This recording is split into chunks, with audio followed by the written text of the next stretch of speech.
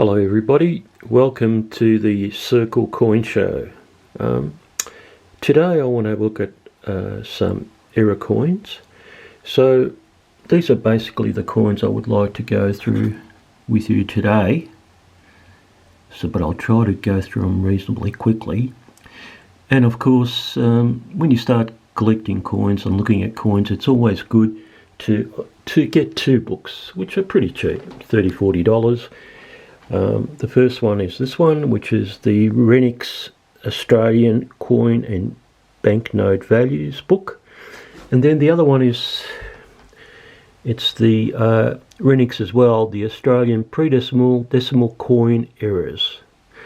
Unfortunately, they don't have many die crack errors, but it's a good book to read and get some idea on prices as well of these coins.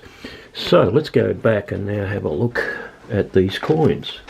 I'll just set up, see if I can set up in a reasonable fashion. Okay, so that might have to do us. I know maybe I can improve it a bit. I'll put this on top. That might give us a better picture. Okay, so as a collector myself, I decided, oh my goodness, how am I going to do this the best? So I've got the low mintage coins are of interest. So what I've done is for each coin, like the $2 coin to start off with, I put the low mintage ones, and anything low mintage, say below 4, is more low mintage, and then all the important coins that we need to collect, and also the valuable $2 coins. So whenever I'm looking at $2 coins, I just look up these tables straight away on my computer.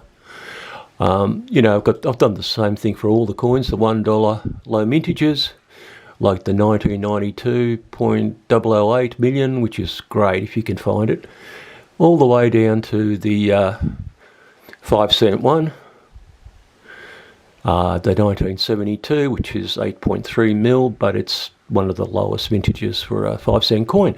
So let's get out of that. And of course, all my coins, I summarise in some fashion like this: how many I've got, what year, and what they are. So that's something good to have. So I just, if I'm looking at 50-cent coins, just bring that up.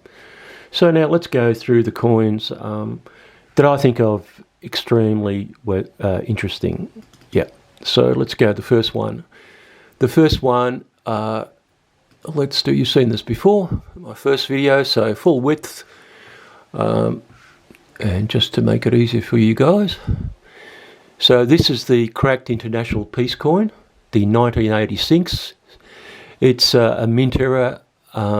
It's a large crack that runs through the fingers, the reef, and the international, and there's a much finer crack as well. Now, this could be a material defect in the planchet, or the material they actually press the coin, or definitely a die crack mint error.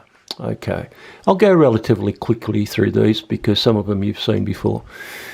Okay, so there we go. Now I'll go on to the second one. So same idea. Okay. So I've called this the Double V Queen coin. It's a mint error, it's a die crack error. It's a interesting 2V shape that looked like someone's destroyed the coin through indentation damage. But, upon closer looking, you can see that there's metal build-up. There's also here, you can see the metal has been raised, very similar to these sort of expected coin, whatever, sorry, but these are all raised and as a result of a die crack. So just going even further, having a look. So there could be reasonable value to this coin. You can really see the raised metal there, and this will be a typical die crack error. mint error, and the coin's gone through without being noticed by the mint. Okay, let's keep going. I'm probably rushing it a bit, but so be it. This is an interesting coin. What have I called this one? I've given this a name as well. So I've called this the Comet Tail coin, the mint error. And it's almost like a double pressing where you can see this is the comet I'm talking about, and it's almost like there's another $2 coin. And obviously that's been somehow pressed correctly, so perhaps it's a double pressing from the mint. So this is a mint error, and because you can see it visually, it is significant, but again, you know, whether it's $100 worth or $1,000 worth, I wouldn't know unless it's sold on eBay. Okay, so that one's done. Let's go on to the next coin. This is an interesting coin, the 1970 mint error again, either material or a cracked die, 20-cent coin. There's quite a bit of mechanical damage there, but it's more this line here that goes right through. Again, the value, who knows, $100 maybe. There it is again. And you can see there's been some material that's also raised. So possibly die crack, possibly material. So let's just have a look at it. Again, there's a bit of material that's come up in the pressing. I mean, certainly an older coin, an older 20-cent piece. Okay, next coin.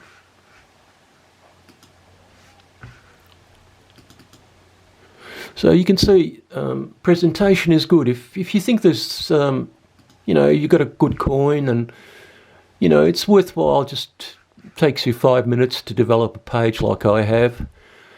This is an interesting one. This is the 10-bar Thai coin. And I've worked out that it's the 2550 coin. That is the 2007 coin. It's a very high mintage, but it's got a mint error. If you look at this, the head is in this position, the 12 o'clock position, but there seems to be a rotation error. I don't know too much about Thai coins, but look at the difference. The actual building, the monument there, is at almost 6 o'clock, 5:30 o'clock position. So usually they are upright at the 12 o'clock. This point is at the 12 o'clock position, but it's been stamped at the 5:30 position. So I've called this, you see this in Australian coins, but I've called this the mint error, rotation error. Okay, so let's keep going. Just trying to be reasonably quick, just not to bore people, but I find this quite interesting. The 1988 bicentenary coin with material plancher defect on both coin sides. I call this a lamination defect. You can see this has been completely pulled out. There's some sort of difference there, and there is a line that appears to go through here to the edge of the coin. So let's have a look at the other side. And again, there seems to be this strange error there, which I believe is a material defect. So value, your guess is as good as mine, 100, who knows, maybe 1,000. I suppose eBay will tell you. Very hard for the Australian mint to give you a value on these coins. It's really up to the collector how much he's willing to pay, but certainly something different, something you should look out for. Okay, let's keep going. This is a typical coin error. We've seen this before. This is actually a cud error. There is your cud. Just like more magnification, there is your cud again. So this is a mint error. Maybe worth $50, maybe $100. Hard to say. Okay.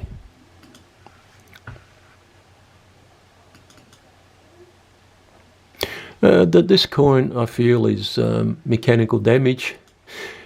It's hard to prove where it was done. It's of interest because the metal's been pulled out there and there.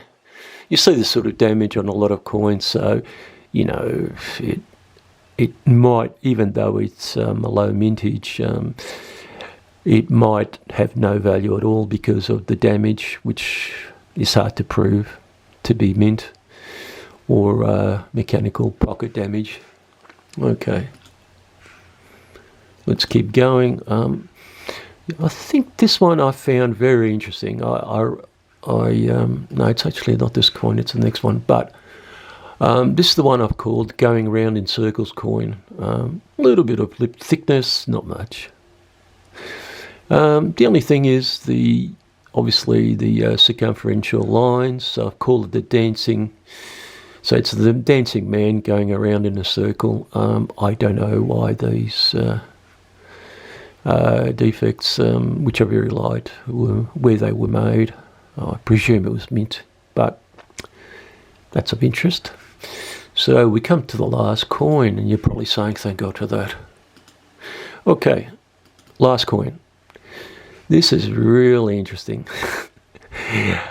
I just don't believe, well, I don't believe this was a mint defect, but you've got a slight error there, and you've got these two errors. So it's the double dot punch Centenary Anzac dollar coin. Likely post-mint, but unsure. But I guess if I got a punch, I could make the same defect.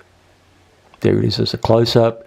I think this is just shading, the way the coin was photographed. But it stands out like dog's balls, so it's interesting. I don't know if anyone would buy this coin for the reason that, you know, I could do it. But, you know, it could be a mint error. It could be. So, thank you so much for listening. I hope this has helped you. I hope you do buy those two books, and I hope you do buy your magnifier, lit-up magnifier. And certainly look at coins more carefully and keep them for the next generation of grandchildren. Okay, take care. Mr. Circle, saying goodbye. See you next time. Oh, that's it.